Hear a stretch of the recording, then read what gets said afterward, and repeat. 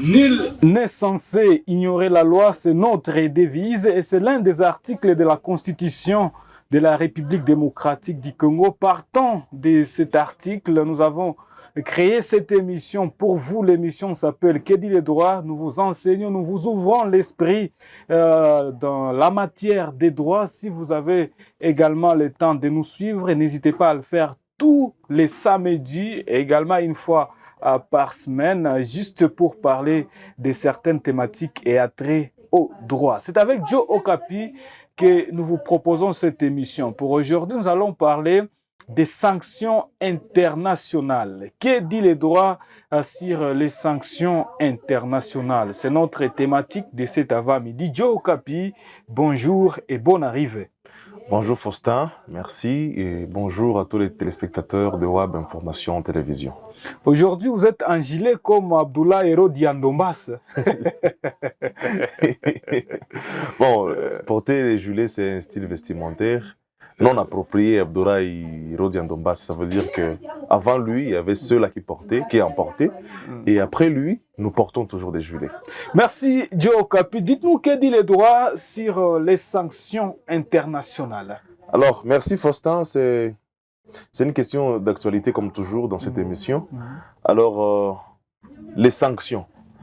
Nous sommes en train de voir de part et d'autre l'Union européenne, le Conseil de sécurité des Nations Unies émettre des sanctions qui sont effectives ou non effectives. Alors, partant de cette thématique, il faudra comprendre que les sanctions sont des mesures coercitives prises par plusieurs États dans une organisation contre soit un État ou bien un individu. L'objectif, c'est de maintenir la paix et la sécurité au niveau international. Comme pour le cas de l'ONU, c'est pour, en tout cas, sur base du chapitre 7 de la Charte des Nations Unies, le maintien de la paix et de la sécurité au niveau international. Dès lors qu'il y a menace de la paix sur l'humanité, en tout cas, il y a des sanctions qui peuvent, en tout cas, découler contre ceux-là qui troublent la paix au niveau international. Ça peut être un État, ça peut être également des individus. Quelle est la base juridique des sanctions internationales dans les droits internationaux? Alors, la base juridique, c'est la Charte des Nations Unies d'abord, chapitre 7, partant des articles 39 jusqu'en 53.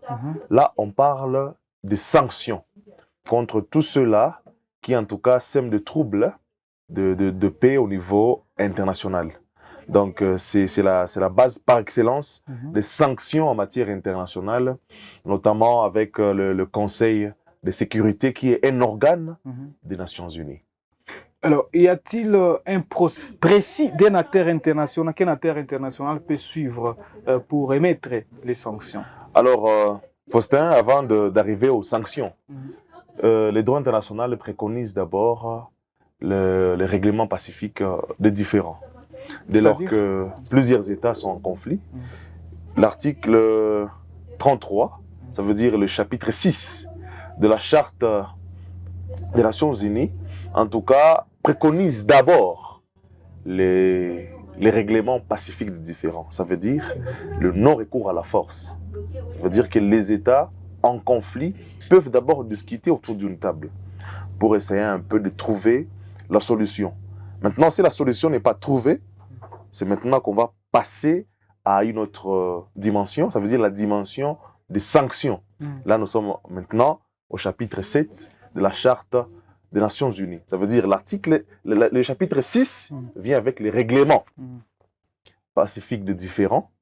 Et après, le chapitre 7 de la même charte parle maintenant de sanctions, dès lors qu'il n'y a pas eu de solutions idoines au conflit avec des pays. Quels sont les critères objectifs sur lesquels les sanctions sont fondées dans le droit international? Alors, déjà, il faut savoir d'abord qui peut sanctionner. Alors, dès lors que nous saurons qui peut sanctionner, maintenant nous pouvons parler des critères pouvant occasionner des sanctions.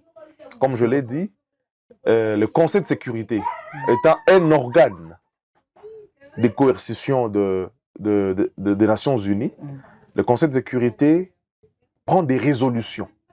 Ça veut dire, à l'issue de chaque Conseil de sécurité, il y a des résolutions qui sont prises.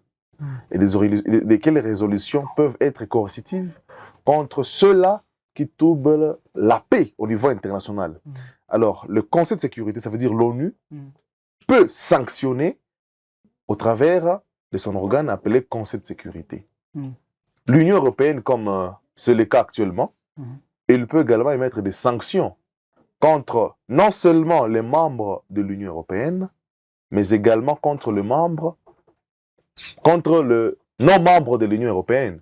En l'occurrence, certains États africains, dont le Rwanda, peuvent subir des sanctions, justement. Pourquoi? Parce qu'il y a trouble de la paix. Alors, maintenant, revenons à la question des critères. Pourquoi est-ce qu'on peut sanctionner un État? Alors, comme je l'ai dit, les Nations Unies, si tu lis même les préambules, même l'article 1er, l'objectif des Nations Unies, dans la charte, c'est de maintenir la paix et la sécurité au niveau international. Déjà, c'est ça le premier objectif. Alors, dès lors que l'objectif n'est pas atteint, ça veut dire qu'il y a un État qui, en tout cas, est en train de contrecarrer cet objectif. Alors, un État qui trouble la paix et la sécurité au niveau international, il est postulant aux sanctions. Comme quel État, par exemple? Actuellement, le Rwanda, qui menace l'intégrité du territoire congolais, il peut subir, en tout cas, des sanctions de la part des Nations Unies. Qui menacerait, bien sûr, parce que vous n'avez pas la précision, si les Rwandais menaceraient la sécurité de la République démocratique du Congo. Alors, merci beaucoup. Alors, j'ai parlé de la charte, comme certains États. Prenons les faits maintenant. La Russie et l'Ukraine. Là, en tout cas, nous voyons que la Russie menace l'intégrité territoriale de l'Ukraine.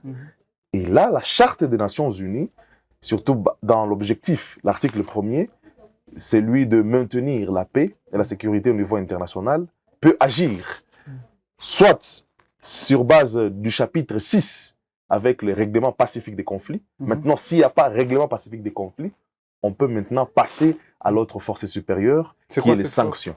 Les sanctions, chapitre 7 de la Charte des Nations Unies. Et si on a déjà sanctionné, mais l'État n'arrive pas vraiment à changer ou à laisser ces manœuvres d'insécurité, quelle est une autre force davantage?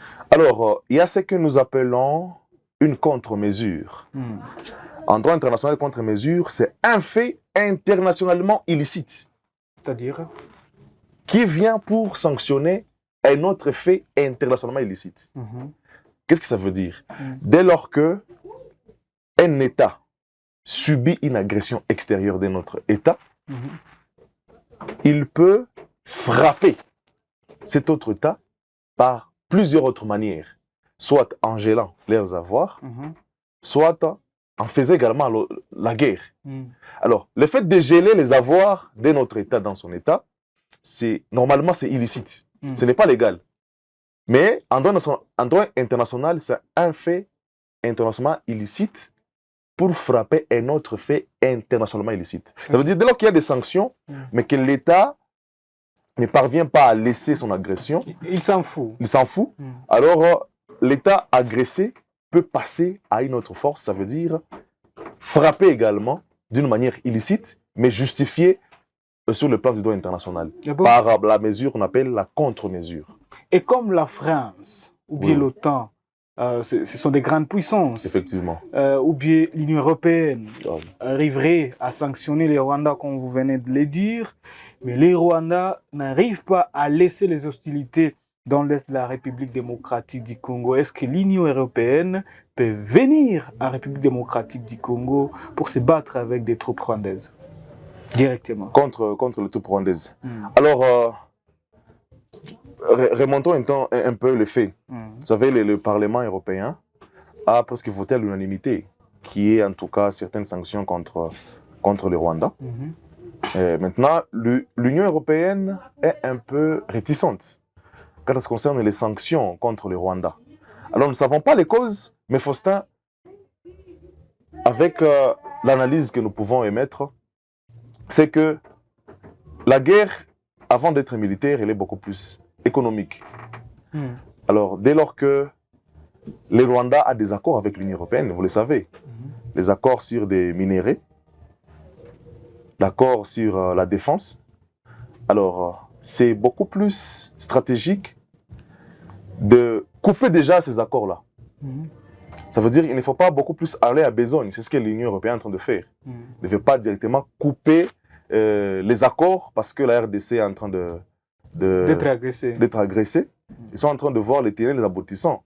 Dès lors que nous coupons les accords, dès lors que nous résilions ces contrats ici, quel est notre sort? Voilà pourquoi je dis que, comme le chef de l'État l'a dit, il ne va pas causer avec les pantins. Alors moi, je m'ai augmenté en disant que le Rwanda est un pantin également. Parce que derrière les Rwandais, il y a en tout cas des puissances qui... Vous en êtes sûr, M. Josué?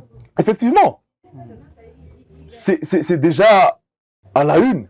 Dès lors que l'Union européenne signe des accords avec les Rwandais sur les minéraux, pendant que le sol rwandais est infertile, quand ça concerne les minéraux. Mais qu'est-ce que vous voulez dire? Alors que nous savons que les Rwandais pillent les minéraux au Congo. Pierré, bien sûr. Hein? On n'a pas de précision. Alors, ce sont mes mots. J'utilise mes propres mots. Vous avez également vos propres mots que vous devez utiliser. Et donc, ça peut être la raison pour laquelle l'Union européenne n'envoie pas ses troupes ici en République démocratique du Congo pour combattre des troupes qui étaient assimilées, qui seraient bien évidemment des troupes rwandaises. Effectivement. Moi, je crois que c'est cela. Mais je suis en train de voir certaines avancées dans les sanctions. Parce que déjà, avec l'Angleterre, il y a des ruptures de certains contrats sur les financements. Au Rwanda, déjà, vous avez vu le Rwanda a déploré. Il a dit que l'Angleterre a déjà pris position. Comment, dans une guerre comme ça, l'Angleterre prend position et résilie certains contrats. Donc, je crois qu'il faut y aller petit à petit. Moi, je crois que les pleurs des Congolais sont devenus comme de la bonne musique derrière certaines puissances. C'est seulement que la guerre se maintient en République démocratique du Congo, alors qu'il est temps de sanctionner très fort pour maintenir la paix et la sécurité au niveau international. D'autant plus que c'est le but et l'objectif poursuivi par les Nations Unies. Selon vous, monsieur Joe Okapi, dites-nous pourquoi l'ONU a-t-elle émis des rapports accablants concernant les Rwandais, mais l'Union européenne semble étincenter la sanction contre les Rwandais. C'est ce que je venais de souligner. En fait, l'ONU, sous son organe de Conseil de sécurité, qui est un organe de coercition, des résolutions ont été prises.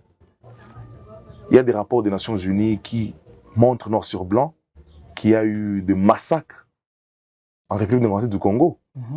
Et l'ONU, en tout cas, est en train de faire des avancées pour en tout cas sanctionner. Mais l'Union européenne, j'ai dit pourquoi elle est réticente. C'est parce qu'il y a des accords avec les Rwandais qui n'occasionnent pas, en tout cas, facilement sanctionner les Rwandais. Y a-t-il des tensions entre les institutions internationales sur ce genre de décisions, selon vous? Effectivement, il y a des tensions, d'autant plus qu'il y a certaines institutions qui sont favorables à la RDC, notamment l'ONU, avec le Conseil de sécurité, qui, à l'unanimité, a pris certaines résolutions contre les Rwandais. Mais déjà, une autre institution, l'Union européenne, qui est une organisation régionale, qui en tout cas, elle reste réticente. Ça veut dire qu'il y a déjà un certain nombre de conflits d'intérêts qui, en tout cas, n'occasionnent pas qu'il y ait en tout cas des sanctions au maximum de part et d'autre, que ce soit du côté des Nations Unies et du côté de l'Union européenne. Selon vous, dites-nous, dans les cas d'espèce, est-ce que réellement on doit sanctionner les Rwandais alors qu'il y a déjà des processus de la paix? Alors, les processus de la paix ne commencent pas aujourd'hui. Les processus de la paix ont commencé, ça veut dire les processus de Luanda et les processus de Nairobi ont commencé depuis longtemps. Mais nous voyons que le Rwanda ne veut pas qu'il y ait en tout cas intérêt d'entente. Alors, vu qu'il n'y a pas d'intérêt d'entente, il faut passer par une autre force, ça veut dire les sanctions. Justement, l'Union européenne également a soutenu les deux processus de Luanda et de Nairobi. Alors, avec le processus, oui, nous y allons, mais avec des sanctions également. Parce que c'est la RDC qui a agressé. C'est la RDC qui a agressé. et non le contraire. La RDC n'agresse pas. Normalement, on doit sanctionner un État qui agresse surtout la souveraineté d'un autre État. Selon vous, Monsieur Joe Okapi, vous êtes maître, vous êtes également chercheur. Dites-nous, quelles sont les conséquences qui peuvent être observées sur le terrain, surtout en République démocratique du Congo et au Rwanda, si des sanctions ne sont pas vraiment prises contre les pays agressés? Alors, agresseurs, j'ai voulu dire. Nous avons déjà une jurisprudence avec la Russie. Il y a eu plusieurs sanctions, mais quand même la Russie continue à frapper l'Ukraine. Donc, le droit international, elle n'est pas beaucoup plus coercitive. Nous risquons de retomber dans la Société des Nations, la SDN qui a été créée après la Première Guerre mondiale. On reproche à la Société des Nations ce manque-là d'une bonne force, parce que la Société des Nations n'avait pas d'armée, mais l'ONU est venue avec une armée. Mais avec la Russie, nous voyons qu'il y a des limites déjà. En droit national, nous voyons que l'ONU a ses limites. Et en droit national, c'est le rapport de force. Un État fort écrase l'État le moins fort. C'est ce que nous avons assisté avec la Russie. Il y a eu des sanctions contre Poutine, contre la Russie. Mais la Russie, en tout cas, mordicus, est en train de frapper l'Ukraine jusqu'à aujourd'hui. Jusqu'à ce qu'il y ait maintenant des dialogues par-ci, par-là. Mais la Russie maintient sa position de frapper. Alors, moi, je crois que nous sommes dans des rapports de force. Nous ne pouvons pas, nous, RDC, nous fier à des sanctions qui, justement, n'avons pas de fortes convictions qu'elles seront appliquées. Ça veut dire, on peut sanctionner, mais l'État sanctionné continue à poursuivre sa mission d'agresser.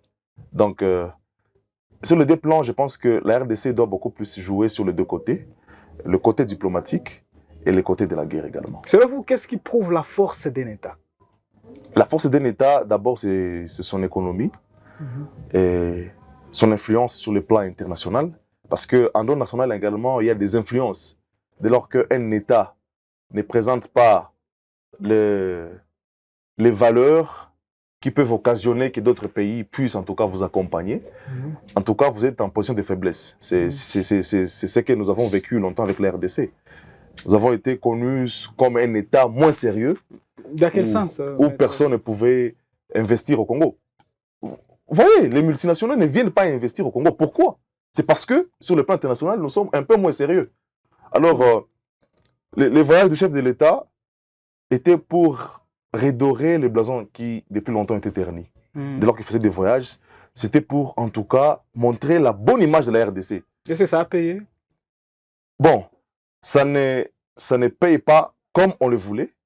Mais quand même, dès lors que nous voyons que le Conseil de sécurité, à 2 reprises, s'est réuni pour la cause de la RDC, c'est déjà bon. C'est déjà bon. Ça veut dire que les voyages sont en train de payer. Bien qu'il y ait encore la guerre, mais les voyages sont en train de payer. Et c'est quoi les résultats de ces rencontres des Conseils de sécurité pour la RDC, selon vous? Alors, comme je l'ai dit, le Conseil de sécurité, c'est un organe des Nations Unies qui prend des résolutions pour le maintien de la paix et de la sécurité au niveau international. Les résultats sur le terrain, maître? Les résultats sur le terrain ne sont pas encore vraiment palpables. Mais je crois que dans le futur proche, nous verrons les résultats escomptés. Parce que vous étiez en train vous, nous Congolais, tu es en train de dire que vraiment Wagner fait beaucoup de choses pour la République démocratique du Congo, mais plusieurs Congolais disent que jusque-là, elle parlote seulement, mais il n'y a pas de faits sur le terrain. Qu'en pensez-vous? Alors, Wagner, ce n'est pas un organe international. C'est un groupe de mercenaires russes qui, justement, aide certains pays en difficulté. Je parle de Madame Thérèse. Ah, Thérèse. Ah, je croyais que vous étiez en train de parler de... Ministre des Affaires étrangères. Voilà. Déjà, comme je l'avais dit dans notre émission... Ces efforts ne sont pas palpables sur le terrain. Mais ceux qui le disent, c'est par ignorance. Nous avons vu comment elle a tenu parole dans le Conseil de sécurité. Et grâce à ces interventions, il y a eu des résolutions au bénéfice de la République démocratique du Congo. Ça veut dire que ceux-là qui sont en train de... Quelle évolution? Mais nous sommes en train de voir les sanctions contre le Rwanda. Qu'est-ce que ça paye, en fait, sur le terrain? Alors, Faustin, les sanctions, dès lors qu'elles sont prononcées, elles ne sont pas directement applicables. Ça veut dire qu'il y a un processus pour la matérialisation des sanctions. Déjà, que le Conseil de sécurité s'est réuni pour la cause de la RDC, c'est déjà bon. Nous avons vu la fois passée, si pas avant-hier, l'arrivée du procureur général près la CPI qui est venu en République démocratique du Congo pour des raisons d'enquête. Déjà, c'est un pas. Qu'est-ce que ça a donné comme résultat sur terrain, palpable sur la vie du peuple congolais, surtout de la ville de Goma qui est en train Alors, c'est ce que je suis en train de dire. C'est un processus. Il est venu pour des raisons d'enquête. Il est venu pour mener les enquêtes. Et dès lors qu'il aura des éléments probants, il va ouvrir une action contre telle ou telle autre personne. Parce que la CPI juge les personnes. Ça veut dire ceux-là qui sont passibles de crimes de guerre contre l'humanité, crimes d'agression, ils seront traduits en justice devant la Cour pénale internationale. Maître Joe Okapi, vous parlez des rapports des forces. Dites-nous, selon vos analyses, en tant qu'un chercheur, en tant que juriste, quel pays serait fort entre la RDC et le Rwanda? Alors, la tendance est en train de changer, Faustin. Nous devons l'avouer que dans l'ancien temps, dans les rapports de force, le Rwanda était au-dessus de la RDC. Ça, je l'avoue. Mais la tendance est en train de changer. La RDC est en train de gagner en force sur le plan international. Dans quel sens, maître? Comme je vous ai dit, le fait pour le Conseil de sécurité de se réunir 2 fois pour notre cause, c'est déjà un grand pas. Le fait pour l'Angleterre de sanctionner le Rwanda, c'est un grand pas. Le fait pour la Belgique de sanctionner le Rwanda, c'est un grand pas sur le plan international pour la RDC. Ça veut dire que actuellement, la tendance est en train d'aller en faveur de la République démocratique du Congo. Ah bon? Effectivement, oui. Voilà, c'est selon Maître Joe Okapi. Dites-nous maintenant pourquoi, selon vous, existe-t-il parfois une censure sur certaines informations ou crimes, notamment en République démocratique du Congo, au sein des discussions diplomatiques internationales? Je ne comprends pas bien la question. La question est celle-ci. Pourquoi, selon vous, je dis selon vous, en tant qu'un chercheur, existe-t-il parfois une censure sur certaines informations ou crimes, notamment en République démocratique du Congo, au sein des discussions diplomatiques internationales? Voilà, Faustin. Alors, la question de censure, je ne suis pas très bien informé s'il y a de censure sur la question des crimes commis en RDC, mais ce que je vois, c'est que déjà depuis Bellurette, la première affaire portée devant la Cour pénale internationale, c'était un Congolais, Thomas Lubanga. Ça veut dire qu'il a commis des crimes en République démocratique du Congo. Il était déféré à la Cour. Et aujourd'hui, non seulement Thomas Lubanga, il y a de Germain Katanga, il y a le Terminator, Bosco Taganda. Effectivement, ça veut dire qu'ils ont commis des crimes en République démocratique du Congo. Ils ont été déférés devant la Cour pénale internationale. Et actuellement, déjà, Karim Khan, l'actuel procureur général, il est en République démocratique du Congo pour mener des enquêtes et en fait déclencher une procédure contre ces personnes. Ça veut dire que dire qu'il y a censure, actuellement la tendance est en train de changer. Comme je l'ai dit, certaines puissances veulent que la guerre continue pour des raisons économiques. C'est comme si les pleurs des Congolais étaient devenus de la bonne musique dans leurs oreilles. C'est quoi la différence entre les sanctions ciblées, qui est donc les sanctions individuelles, et les sanctions généralisées, qui touchent l'économie et comme ça? Voilà. Alors, les instances, comme je les ai suscitées avant, Nations Unies, Union européenne, Union africaine, peuvent sanctionner soit des individus qui ont commis des crimes graves ou bien qui ont violé les droits de l'homme, qui ont violé la paix et la sécurité au niveau international. Contre les individus. Je me souviens, je n'ai pas de précisions sur la date, mais à une certaine époque, l'Union européenne avait sanctionné certains Congolais. Interdiction de passer sous l'espace Schengen. Ils ont gelé certains avoirs de certains Congolais. Ça, ce sont des sanctions ciblées contre les personnes. Et également maintenant des sanctions contre les États. Ça peut être l'embargo, interdiction d'achat d'armes. Ça peut être sur les matières économiques. On ne vous finance plus. Vous voyez? Donc, ça peut être d'un côté contre les individus et de l'autre côté contre les États. Comme la RDC, nous avons été sous embargo pendant pendant plusieurs moments. C'était une sanction contre l'État. Ok. Dites-nous maintenant, Joe Okapi, vous êtes chercheur, vous êtes bien informé. Dites-nous comment expliqueriez-vous, je voulais dire, la sanction dont a été victime Lorenzo, donc le communicateur du M23 AFC, récemment. Lawrence Kanyuka. Alors, je ne suis pas trop informé sur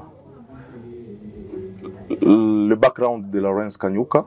En tout cas, je me réserve de parler de Lawrence Kanyuka parce que je n'ai pas trop son historique dans mon viseur. C'était pas seulement lui. Et James Kabarebe également. C'était avec James Kabarebe. Ah oui. Alors, je ne suis pas très informé. Je parle de la forme et de la sanction. Ah, voilà. Pas et. Voilà. C'était quoi la sanction? Ils ont gelé leurs avoirs. Comme James Kabarebe, on a gelé ses avoirs aux États-Unis.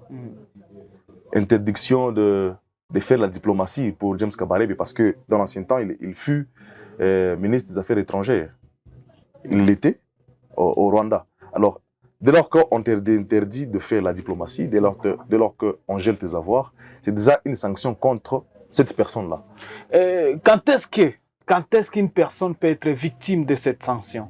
Alors, dès lors que tu as troublé certains objectifs des Nations Unies, en l'occurrence la paix et la sécurité au niveau international. C'est ça, au fait, l'objectif. Dès lors que tu es troubleur de la paix et de la sécurité au niveau international sur base de l'article 1er de la Charte des Nations Unies, eh bien là, tu es passible de sanctions.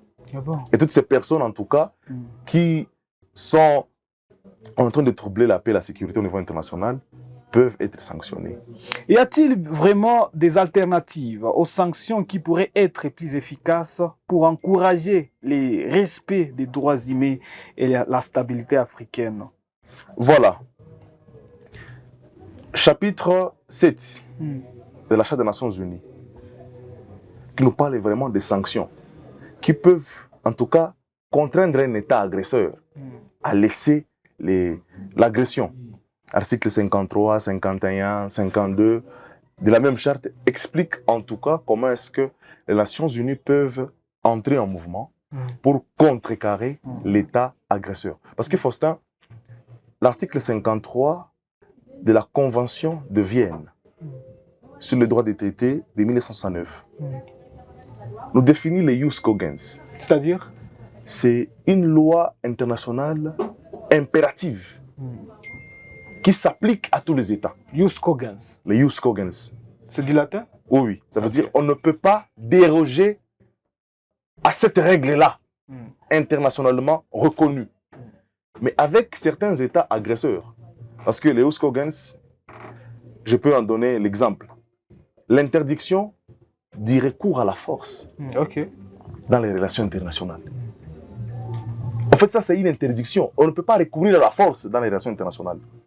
Alors, dès lors qu'un État bafoue même le jus cogens, en tout cas, il est passible de toutes les formes de sanctions possibles contre lui. Parce qu'en droit international, il faut comprendre qu'il y a les hard law et les soft law. Les hard law, ce sont les lois coercitives, en l'occurrence, les jus cogens. Article 2 de la Charte des Nations Unies, article 2.4, qui en tout cas interdit le recours à la force. Même l'article 53 de la Convention de Vienne sur le droit de traité de 1969. Ça veut dire que certains États qui bafouent même les jus cogens doivent être punis sévèrement par les Nations Unies et la communauté internationale. Voilà, Joe Kapi, c'était notre dernière question que nous avons préparée pour nos téléspectateurs. Dites-nous ce que vous avez à dire en conclusion. Alors, en conclusion, nous encourageons la diplomatie congolaise. Elle est en train d'agir, bien que certaines personnes ne le voient pas encore. C'est un processus. Mais je crois qu'au fur et à mesure que nous évoluons, le Conseil de sécurité prendra de belles résolutions pour la RDC et sanctionnera l'État agresseur. Moi, je crois à une paix durable en République démocratique du Congo par la force de tout un chacun de nous. Nous, Congolais, de notre part, nous faisons notre part.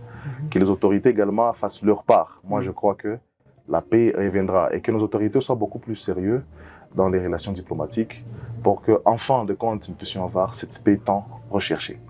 Merci Joe Kapi d'être venu, d'avoir encore une fois répondu présent à notre invitation. C'est vous que je remercie, Faustin.